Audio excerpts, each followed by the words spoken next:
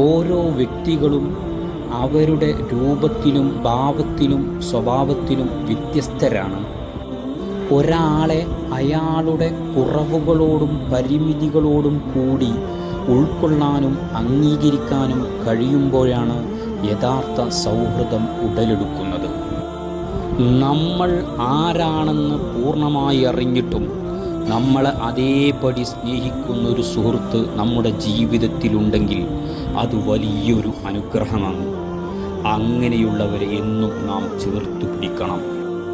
സ്വന്തം വേദന മറന്ന് മറ്റൊരാൾക്ക് വേദന ഇല്ലാതിരിക്കട്ടെ എന്ന് ആത്മാർത്ഥമായി പ്രാർത്ഥിക്കുന്നവരുണ്ട്, ആഗ്രഹിക്കുന്നവരുണ്ട്. അവരുടെ ആ മനസ്സാണ് ലോകത്തിൻ്റെ നിലനിൽപ്പിന് അവരറിയാതെ തന്നെ കാരണമാകുന്നത്. അങ്ങനെയുള്ളവർ ചെയ്യുന്ന നന്മയുടെ ഫലം ഒരു നാൾ അവരിലേക്ക് തന്നെ തിരിച്ചു വരും, തീർച്ചയാണ്.